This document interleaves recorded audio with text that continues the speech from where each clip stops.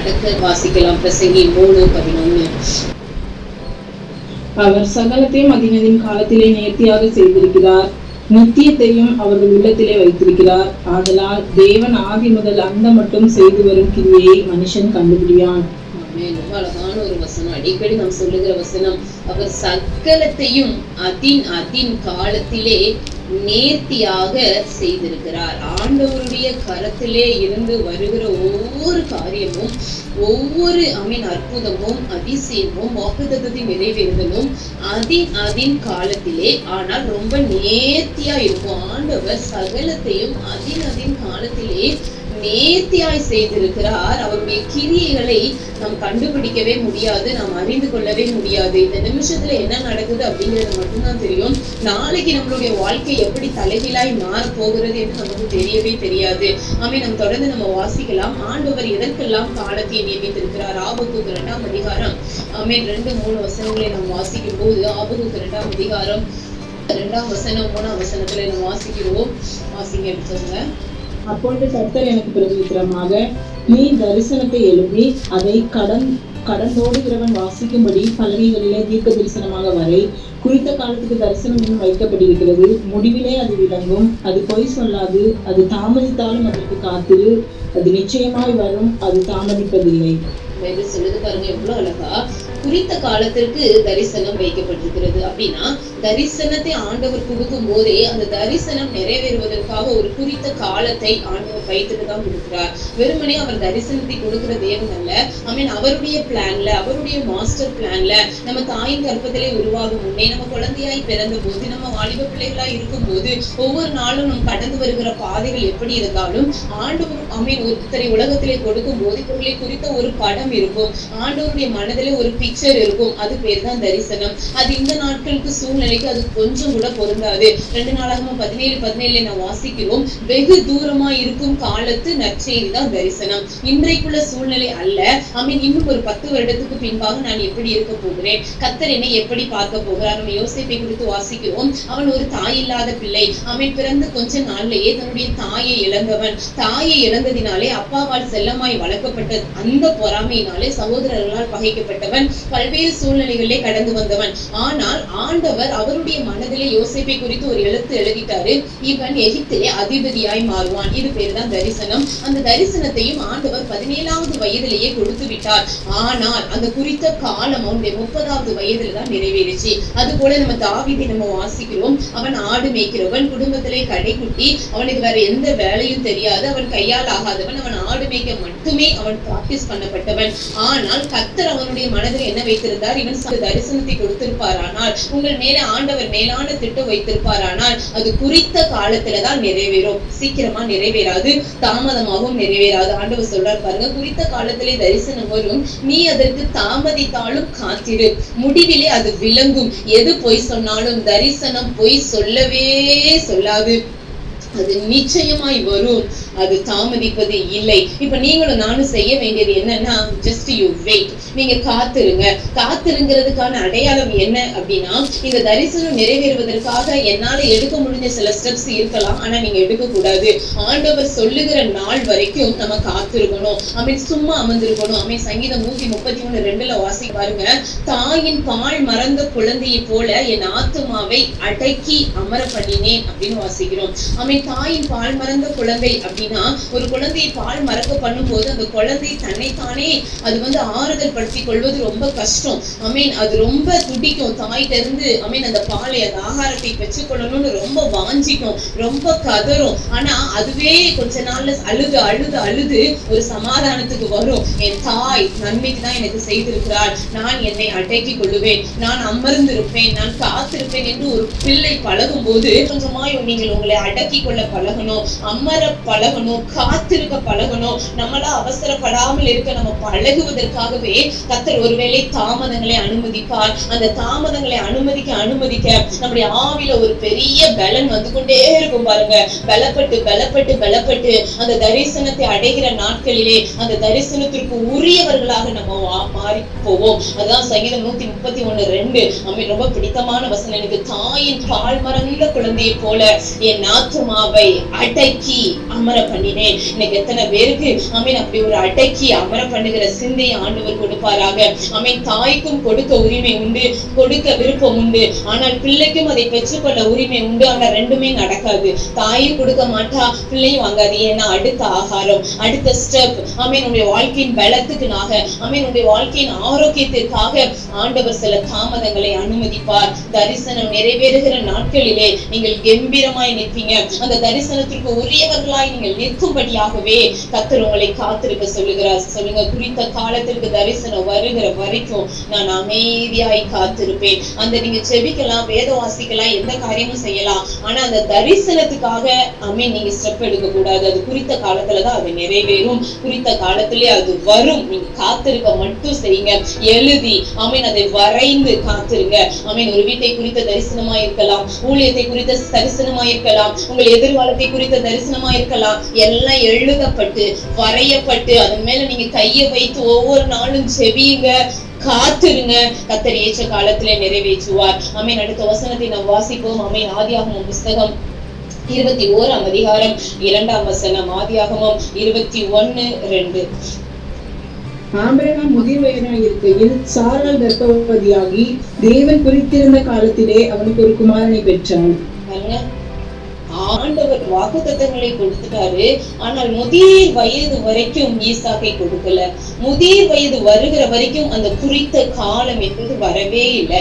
அவ்வளோ நாள் லேட் ஆகி ஆண்டவர் குறித்த காலம் வரும்போதுதான் ஆண்டவர் குமாரனை கொடுத்தார். நம்ம வாசிக்கிறோம். நம்முடைய வாழ்க்கையிலே அநேக வாக்குத்தத்தங்கள் உண்டு. அநேக காரியங்களுக்காக நம்ம ஜெபிக்கும் போது ஆண்டவர் வார்த்தையினாலே பதில் அனுப்புகிறார். ஆமீன். அந்த வார்த்தைகள் நிறைவேற குறித்த காலம் வரணும். தாமதம் போல நமக்கு தோன்றும். ஆபிரகாம் ரொம்ப வயசாயிட்டு, சாராளுக்கு ஆமீன் கர்ப்பம் செத்து போனது, அவருடைய சரீரம் செத்து போனது, அவருடைய சூழ்நிலையில குழந்தை பெறுவதற்கான எல்லா சூழ்நிலைகளும் மாறி போனது. ஆனால் ஒன்று மட்டும் தெரியும், வாக்குத்தத்தம் பண்ணினவர் அவர் உண்மை உள்ளவர். அவர் பொய் சொல்ல மனுஷன் அல்ல, அவர் மனமாற மனுபுத்திரனும் அல்ல, அவர் சொல்லியும் செய்யாதிருக்கிற தேவன் அல்ல. நான் சொன்னேன் அதை செய்து முடிப்பேன் என்று சொல்லி தீர்க்கமாய் திட்டமாய் அறிக்கை பண்ணுகிற தேவன். அவர் உண்மை உள்ளவர் என்று நம்பி அவர்கள் பொறுமையோடு விசுவாசத்தோடு காத்திருந்தாங்க. ஆமீன். ஆண்டவர் உங்கள் வாழ்க்கையில, என் வாழ்க்கையில சொன்ன வாக்குத்தத்தங்களை நிறைவேற்றணும்னா இந்த ரெண்டும் ரொம்ப முக்கியம். பொறுமை, விசுவாசம். பொறுமை ரொம்ப முக்கியம். இரண்டாவது விசுவாசம். நம்ப கூடாததை நம்புவதுதான் விசுவாசம். என் கண்ணு முன்னாடி இருக்கிறத நான் பார்க்கிறதுக்கு எனக்கு விசுவாசமே தேவையில்லை. என் கண்ணு முன்னாடி எதை நான் பார்க்க முடியலையோ, எந்த சூழ்நிலை எனக்கு சாதகம் இல்லாததாய் போயிட்டு இருக்குதோ, எதை என் வாழ்க்கையில நடக்க முடியாது என்று நினைக்கப்படுகிறதோ அதை நான் நம்புவதே விசுவாசம். கர்த்தர் இந்த நாள் அந்த விசுவாசத்தை தட்டி எழுப்புவாராக. ஆமீன். உங்கள் வாக்குத்தத்தமான ஆசீர்வாதங்களை பெற்றுக்கொள்ள ஆமீன் குறித்த காலம் வரைக்கும் காத்திருங்க. நிச்சயம் அது வாக்குத்தத்தங்கள் நிறைவேறும். பொறுமையோடு சோர்ந்திருப்போம். எபிரேயர் 11ஆம் அதிகாரம் ஆமீன் நம்ம வாசிக்கிறோம். 3ஆம் வசனத்தில் அவன் பொறுமையோடு காத்திருந்து வாக்குத்தத்தம் பண்ணப்பட்டதை அவன் பெற்றான். ஆமீன். ஆண்டவர் உங்களுக்கு சொன்ன வாக்குத்தத்தங்களை நிறைவேற்றும்படி பொறுமையோடு விசுவாசத்தோடு, ரொம்ப முக்கியம். விசுவாசம் இல்லாம நிறைய நேரம் வாக்குத்தத்தம் தாமதம் ஆகுது. ஆமீன். அவிசுவாசமாய் நம்ம பேசுறதுனால ஏற்ற காலத்திலே தேவன் உங்களை உயர்த்தும்படிக்கு அவருடைய பலத்த கைக்குள் அடங்கியிருந்தார். ஆமீன். ஆண்டவர் நம்மை உயர்த்த அவருக்கு ஒரு காலம் இருக்கிறது, நம்மை மேன்மைப்படுத்த ஒரு காலம் இருக்கிறது, நம்மை கனப்படுத்த ஒரு காலம் இருக்கிறது. அவர் உயர்த்துகிற நாள் வரைக்கும் எங்க இருக்கணுமோ அவருடைய பலத்த கைக்குள் அடங்கி இருந்தார். கையில இருந்து வெளியே வந்துட்டா உயர்வை பார்க்க முடியாது. நான் முதலாவது சொன்னேன், ஆண்டவர் உங்களை குறித்த கொடுத்த பிக்சர், உங்க மேல வச்ச மாஸ்டர் பிளான் நிறைவேறணும்னா ஜஸ்ட் நீங்க காத்துருங்க. அந்த தரிசனத்தின் மேல கண்ணை வச்சு அந்த தரிசனத்தை உங்க கண்ணு முன்னாடி இருந்து எடுத்து போடாம அதை வரைந்து அதை எழுதி நீங்க அதற்காய் காத்துருங்க. வாக்குத்தத்தம் நிறைவேற சாதகம் இல்லாத சூழ்நிலையில ஆண்டவர் நடத்தினாலும் விசுவாசத்தோடு காத்துருங்க. காணப்படாதவைகளின் நிச்சயமாகிய விசுவாசத்தோடு வாக்குத்தத்தங்களுக்காக காத்துருங்க. நிச்சயமாய் வாக்குத்தத்தத்தில் உண்மை உள்ளவர் அதை நிறைவேற்றுவார். மூன்றாவது ஆமீன். எப்போதுமே ஒரு தாழ்வு நிலையில, ஒரு சிறுமைப்படுத்தப்பட்ட நிலையில ஆமீன் ஒரு குறைவுபட்ட நிலைமையில வாழ்ந்து கொண்டிருப்பீங்கன்னா ஆண்டவர் இந்த காலை வேளையில சொல்லுகிறார், உங்களுக்கு என்று ஒரு ஏற்ற காலம் ஆண்டவர் கரத்துல இருக்கிறது. நம்மை உயர்த்தும்படியான ஒரு காலம் இருக்கிறது. அந்த காலம் வந்துட்டுனா நம்மை உயர்த்துவதை ஒருவனும் தடை பண்ண முடியாது. அண்ணால் சொல்லுகிறார் பாருங்க, ஆமென். அவர் எளியவனை குப்பையிலிருந்து எடுத்து, அவர் சிறியவனை புழுதியிலிருந்து எடுத்து, எளியவனை குப்பையிலிருந்து உயர்த்தி அவனை ஜனத்தின் பிரபுக்களோடும் அதிபதிகளோடும் ஆண்டவர் உட்கார பண்ணுகிறார். ஆண்டவர் உயர்த்தினார்னா அந்த உயர்வு சாதாரணமா இருக்கிறது. மனிதன் உயர்த்துவது போல அல்ல, உயர்த்தி உயர்த்தி கீழே போடுகிற அனுபவங்கள் அல்ல.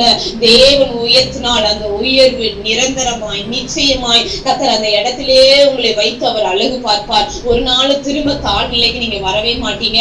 அதுதான் கர்த்தர் கொடுக்கிற உயர்வினுடைய அடையாளம். அவன் மேல போய் கீழே வருவது, மேல போய் கீழே வருகிற அனுபவம் அல்ல. கர்த்தர் ஒருவனை உயர்த்துவார், ஆனால் அவன் மலை மேல் உள்ள பட்டணமாய் கர்த்தர் மாற்றுவார். எல்லாரும் பார்க்கும்படியாய் கர்த்தர் உங்களை உயர்த்துவார், உங்களை மேன்மைப்படுத்துவார். அப்படிப்பட்ட ஒரு உயர்வு நமக்கு வேணும்னா அவருடைய பலத்த கைக்குள்ள அடங்கி இருங்க, அவருடைய பலத்த கரத்துக்குள்ளான கிரியைகளுக்குள்ளாய் நீங்கள் அடங்கி இருங்க, அவருடைய வார்த்தைக்கு அடங்கி இருங்க.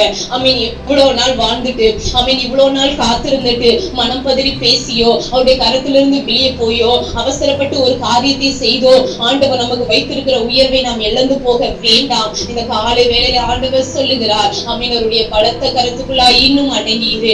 ஆண்டவருடைய உயர்வு அது சாதாரணமா இருக்காது, அது மிகப்பெரிய மேன்மையாக ஆண்டவர் உங்களை நடத்துவார். பலத்த கருத்துக்குள்ளாக அடங்கிருங்க.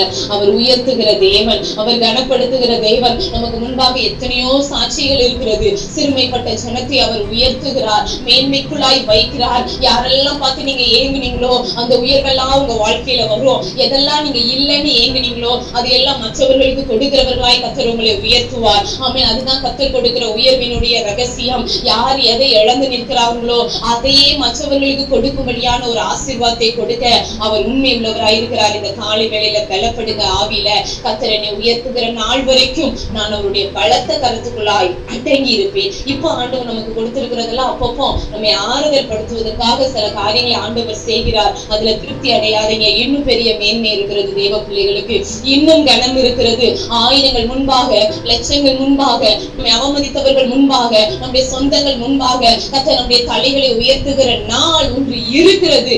அது வரைக்கும் அவருடைய பலத்த கருத்துக்குள்ளாய் அடங்கி இருக்க வேண்டிய கிருபைகளை ஆண்டவர் நமக்கு தருவாராக.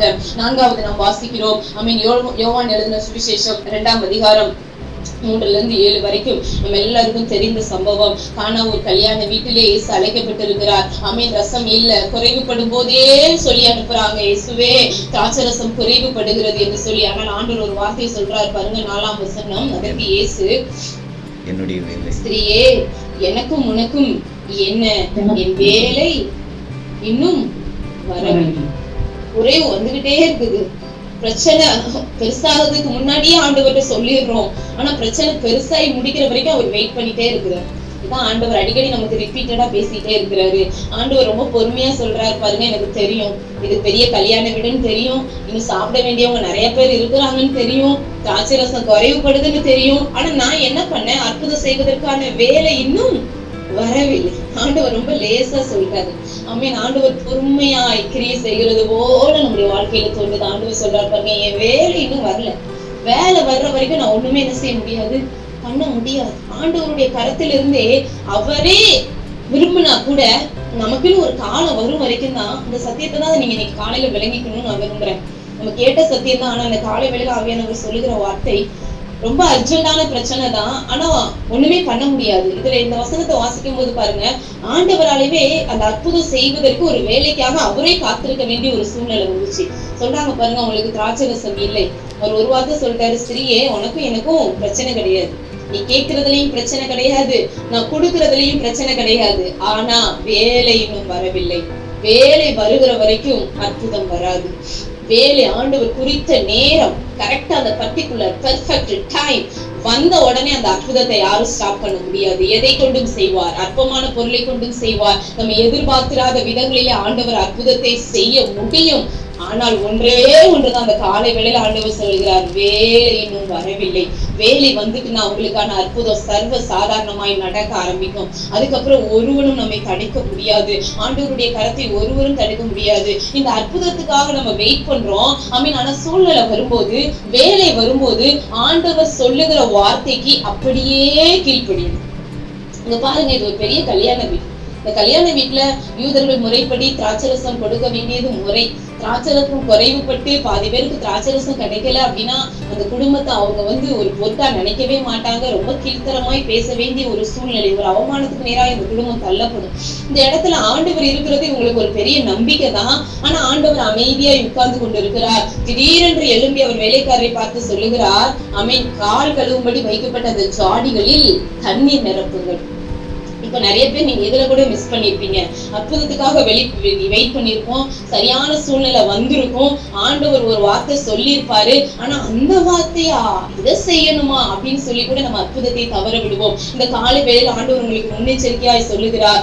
ஆண்டவர் என்ன சொல்லுகிறாரோ அப்படியே செய்யும்.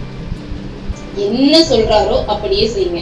ஒருவேளை இது நம்முடைய புத்திக்கு எட்டாததா இருக்கலாம், ஒருவேளை இது நம்முடைய அறிவுக்கு எட்டாததா இருக்கலாம். நாகமான் எலிசா தீர்க்கதரிசிட்டு ஒரு தேசம் விட்டு இன்னொரு தேசத்துக்கு வந்துட்டான் அற்புதத்துக்காக. குஷ்டரோகத்துல இருந்து எனக்கு சுகம் கிடைக்கணும்னு வந்துட்டாரு. ஆனா ரொம்ப ஈஸியான ஒரு வேலை தான். எலிசா சொல்றாரு, நீ பாட்டு போ, நீ டிபெண்ட் பண்ண வேண்டாம், யோர்தான்ல இறங்கி 7 தடவை முழுகு, சிறுபிள்ளை மாம்சம் போல ஆயிடும்னு ரொம்ப சின்ன விஷயம் தான். அவனுக்கு செய்ய மனதில்லைன்னு நம்ம வாசிக்கிறோம். இவன் என்ன கையால தொட்டு எனக்கு சுகம் கொடுக்காம என்ன போய் குளிக்க சொல்றாரு, குளிக்க தண்ணி இல்லாம நான் தேசம் விட்டு தேசம் வந்தேன். இன்னைக்கு நிறைய நேரத்துல ஆண்டவர் நமக்கு பெரிய காரியங்களை சொல்லும் போது ஈஸியா செஞ்சிடறோம். ஆனா சின்ன காரியத்தை சொல்லும் போது நம்மளால செய்ய மனதில்லை. ஆண்டவர் இன்னைக்கு அப்படிப்பட்ட ஒரு கீழ்ப்படிதலை உங்களிடத்துல என்கிட்ட இருந்து ஆண்டவர் எதிர்பார்க்கிறார். அவர் உங்களுக்கு என்ன சொல்லுகிறாரோ அப்படியே செய்யும் போது ஆண்டவர் குறித்த வேலையிலே அந்த அற்புதம் தாராளமாய் நடக்க ஆரம்பிக்கும். நீங்க பாருங்க, ஆனா ஒரு கல்யாண வீட்டுல இருந்து அந்த குறைகள் நிறைவாகி ரொம்ப ருசி உள்ள ஒரு திராட்சை ரசம் அவர்களுக்கு கொடுக்கப்பட்டது. ஆண்டவர் நமக்கு செய்கிற அற்புதத்தினால கர்த்தருடைய நாமம் மகிமைப்படும், நம்முடைய வாழ்க்கை இனிமையாய் மாறும். ஆண்டவர் நீங்க உங்களுக்கு சொல்றாரு, அற்புதம் தாமதிக்கிறதா, உங்க காதை ரொம்ப ஷார்ப் பண்ணுங்க. ஆண்டவர் என்ன நேரமும் எந்த இன்ஸ்ட்ரக்ஷனும் கொடுப்பாரு, யார் மூலமாவது கொடுப்பாரு, எப்படியாவது எந்த வார்த்தையின் மூலமாவது கொடுப்பாரு. கீழ்ப்படிய ரெடியா இருந்தீங்கன்னா அற்புதம் உங்கள் கரத்துல. கீழ்ப்படிய மனது இல்லைன்னா ஆண்டவர் கடந்து போயிடுவாரு. அன்னைக்கு அந்த வேலைக்காரங்க எதிர்த்து பேசியிருந்தாங்கன்னா, வீட்டு எஜமான் எதிர்த்து பேசியிருந்தாருன்னா, ஐயோ இதுல போய் கால் கழுவுற ஜாடியில போய் திராட்சரசத்துக்கா தண்ணி நிரப்ப சொல்றாரு. தண்ணி நிரப்பினதுக்கு அப்புறம் சொல்றாரு, போ பந்தி விசாரிப்புக்காரன் இடத்துல கொடு. அப்படியே செய்கிறான். அது திராட்சரசமாய் மாறுச்சு. ஆண்டவர் எந்த பொருளை கொண்டு என்ன அற்புதம் செய்வார் என்று நமக்கு தெரியவே தெரியாது. இந்த காலை வேளையில இந்த நாள்ல கர்த்தர் உங்கள் வாழ்க்கையில அற்புதங்களாய் நிரப்புவாராக. அற்பமான பொருளை கொண்டு அற்புதமான வெற்றியை கொடுக்கிறவர், ஒரு தாடை எலும்பை கொண்டு 1000 பேருக்கு மேலே முறியடிக்க அந்த சிம்சோனை பயன்படுத்தின தேவன் இந்த காலை வேளையில உங்களுக்கு சொல்லுகிறார், நீங்கள் அற்பமாய் நினைக்கிற சில பொருட்களை, நீங்கள் அற்பமாய் உங்கள் குடும்பத்துல நினைக்கிற சில மனிதர்களை கொண்டு உங்கள் காரியங்கள்ல ஒருவேளை முடிவு வரக்கூடும். அலர்ட் ஆயிருங்க, அலர்ட் ஆயிருங்க, அலர்ட் ஆயிருங்க. யார் மூலமாய் நன்மை வராது என்று இந்த காலை வேளை நீங்கள் நினைக்கிறீர்களோ அவர்கள் மூலமா தான் உங்கள் குடும்பத்திற்கு நன்மை வரப்போகிறது என்று ஆண்டவர் ஒரு சிலரோடு ஆண்டவர் இடைபடுகிறார். கண்மலையை பிளந்து தண்ணீர் கொடுக்க விரும்புகிற தேவன் எங்க இருந்து நன்மை வராது என்று நீங்கள் ஒதுக்கி விட்டீங்களோ, எந்த காரியத்தை நீங்கள் தள்ளி விட்டீங்களோ, ஆவியானவர் இடையில உங்களுக்கான ஒரு வார்த்தையை சொல்லுகிறார். நீங்கள் அற்பமாய் எண்ணுகிற சில பொருட்களை கொண்டு, சில மனிதர்களை கொண்டு, சில சூழ்நிலைகளை கொண்டு உங்கள் குடும்பத்திற்கு வர வேண்டிய, உங்கள் வாழ்க்கைக்கு வர வேண்டிய சில நன்மைகள் கடந்து வருவதாக இந்த நாள்ல நீங்க அலர்ட் ஆயிருங்க. யாரை கொண்டு செய்ய போகிறார் என்பது உங்களுக்கு தெரியாது, ஆனால் ஆண்டவர் செய்ய போகிறது மட்டும்தான் தெரியும். சோ நீங்க எப்பொழுதும் எச்சரிக்கையா இருங்க. ஆண்டவர் என்ன சொல்ல போகிறார், ஆண்டவர் எதை பயன்படுத்த போகிறார், எந்த ஆயுதத்தை கையில எடுக்க போகிறார், என் குடும்பத்துல எந்த பிள்ளையை கையில் எடுக்க போகிறார், என் வாழ்க்கையினுடைய எந்த மணி நேரத்தை ஆண்டவர் கையில் எடுக்க போகிறார், என் வாழ்க்கையினுடைய எந்த பவாதையை ஆண்டவர் கையில் எடுக்க போகிறார் எனக்கு தெரியாது. ஆனால் ஆண்டவர் சொல்லுகிற நாள் வரைக்கும் நான் காத்திருப்பேன். சொல்ற வார்த்தையை மிஸ் பண்ணாம அதான் ரொம்ப முக்கியம். ஆண்டவர் சொல்லும் போது நம்முடைய காதுகள் அடைக்கப்படக்கூடாது. ஆண்டவர் சொல்லுகிற இடத்துல நீங்கள் இருக்கணும். ஆண்டவர் இந்த நாளிலே அற்புதங்களால் உங்கள் வார்த்தைகளை ஆமென் உங்கள் வாழ்க்கையை திருப்தியாக்குவாராக. கர்த்தருடைய வார்த்தை அது ஆம் என்றும் ஆமேன் என்றும் இருக்கிறது. அது வெறுமையாய் திரும்பாது. அது எதற்காய் அனுப்பப்பட்டு கொண்டிருக்கிறதோ ஒவ்வொரு நாளும் காலை வேளையில அதை செய்து முடித்து விட்டு அது திரும்புவதாக என்று நான் செபிக்கிறப்பா. கடைசியாய் நம்ம வாசித்து முடிக்க போகிறோம். ஓசியா 6ஆம் அதிகாரம் 11ஆம் வசனம். ஓசியா 6:11. யூதாவே உனக்கு ஒரு அறுப்பு காலம் நியமிக்கப்பட்டிருக்கிறது. ரொம்ப ஒரு ஆறுதலான வசனம். யூதாவே உனக்கு ஒரு அறுப்பு காலம் நியமிக்கப்பட்டு, நமக்கு அறுவடைக்குன்னு காலம்.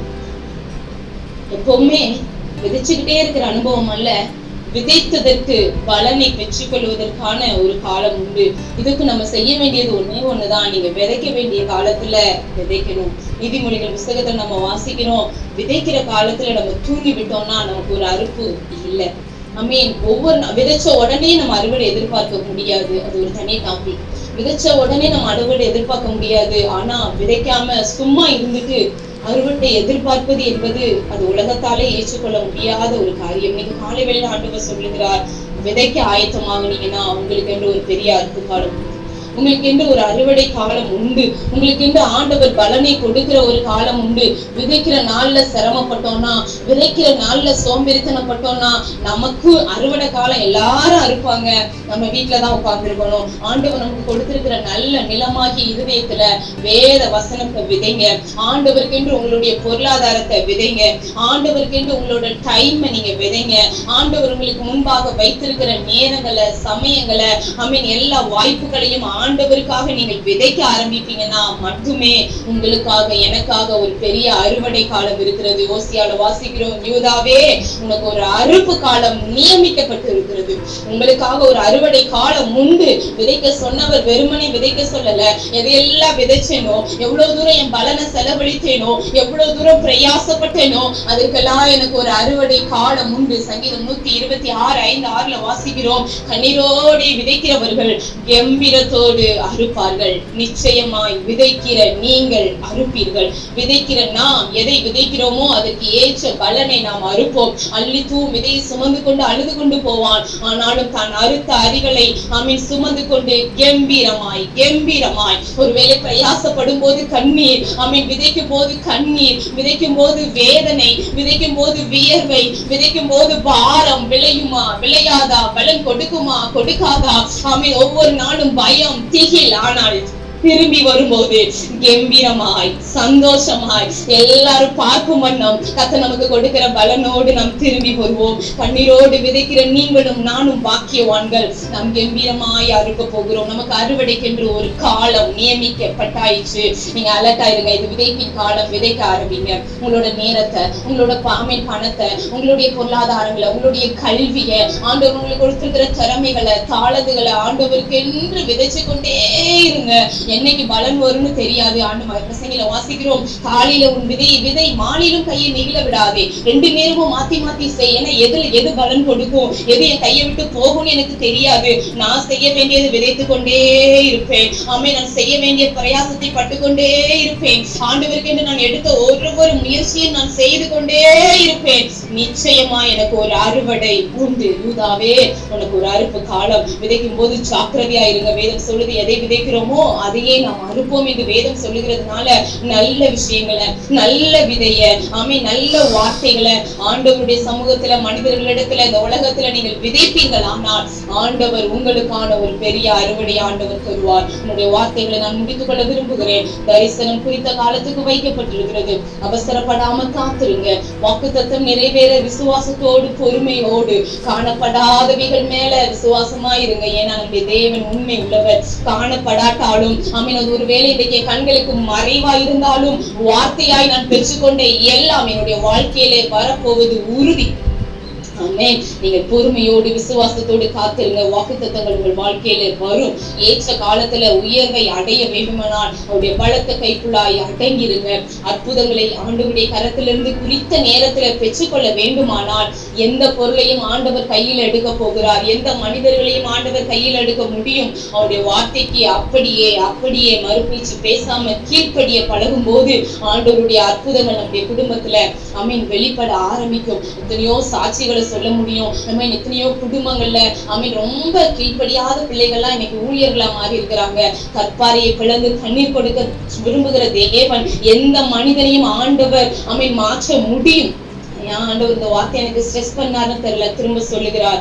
எந்த மனிதனை கொண்டும் உங்கள் குடும்பத்தின் சூழ்நிலையை மாற்ற ஆண்டவரால் முடியும். உங்க பிள்ளைகளை ஆண்டவர் கையில் எடுக்க அவரால் முடியும். கைகள் அலங்கரிக்கப்பட்ட பாத்திரமாய் வைத்து அவர்களை கொண்டே உங்கள் குடும்பத்துக்கு வேண்டிய அற்புதங்களை செய்ய ஆண்டவரால் முடியும். கால் கழுவ வைக்கப்பட்டிருந்த கற்சாடிகள் ஆண்டவருடைய அற்புதத்தை சுமந்த கற்சாடிகளாய் மாறினது போலவே ஆண்டவர் உங்கள் வாழ்க்கையில அற்புதங்களை செய்ய அவர் ஆயத்தமாய் இருக்கிறார். அவருடைய வார்த்தைக்கு கீழ்ப்படியுங்க. கடைசியாய் நாம் வாசித்தோம், நமக்கென்று ஒரு அறுவடை காலம் உண்டு. விதைக்கும் போது சோர்ந்து போகாதீங்க, விதைக்கும் போது மனமடிவாகாதீங்க. தொடர்ச்சியா விதைங்க, டெய்லி விதைங்க, டெய்லி பிரயாசப்படுங்க. யாருடைய வார்த்தைகளுக்கும் செவி கொடுக்காதீங்க. நீங்க விதைக்க வேண்டியதை விதைச்சுக்கிட்டே இருங்க. ஆண்டவர் நிச்சயமாய் உங்களுக்கு எனக்கும் ஒரு அறுவடை காலத்தை தருவாராக. வார்த்தைகளை கேட்டுக்கொண்டிருக்கிற பிள்ளைகளுக்கு கர்த்தர் ஒவ்வொன்றையும் அதன் காலத்திலே நேர்த்தியாய் நன்மையாய் செய்து முடிக்கிற தேவனுடைய கரத்துல நம்முடைய வாழ்க்கை இருக்கிறது. திடப்படுங்க, தைரியப்படுங்க. அவர் அதன் காலத்துல எல்லாவற்றையும் சகலத்தையும் நேர்த்தியாய் பெர்ஃபெக்டா செய்வார். அவர் செய்ய ஆரம்பிச்சுட்டாருன்னா அவருடைய கரத்தை யாரும் தடுக்க முடியாது. ஏசாயா 60 கடைசி வசனம் வாசிக்கிறோம், சின்னவன் 1000 சிறியவன் பலத்த ஜாதியுமாவான். கர்த்தராகிய நான் ஏற்ற காலத்திலே இதை தீவிரமாய் நடப்பிப்பேன். ஆண்டவர் செய்ய ஆரம்பிச்சுட்டாருன்னா ரொம்ப வேகமாய் செய்வார், தீவிரமாய் செய்து முடிப்பார். ஏற்ற காலம் ஒண்ணு வந்துட்டுன்னா நமக்குரிய காலம் வந்துட்டுன்னா அதுக்கப்புறம் நம்முடைய ஆசீர்வாதங்கள், நம்முடைய உயர்வுகள், நம்முடைய அற்புதங்கள், நம்ம அறுக்க போகிற அறுவடைகள் எல்லாம் ரொம்ப வேகமா இருக்க போகிறது. இந்த வார்த்தையினால உங்களை பலப்படுத்தியிருப்பார் என்று நான் விசுவாசிக்கிறேன். தொடர்ந்து நாம் ஜெபிப்போம். ஏற்ற காலத்திலே கர்த்தர் மகிமையான காரியங்களை செய்து உங்களையும் என்னையும் ஜீவனுள்ள சாட்சியாய் ஆண்டவர் நிறுத்துவாராக. கர்த்தர் மாத்திரம் மகிமைப்படுவாராக. ஆமென்.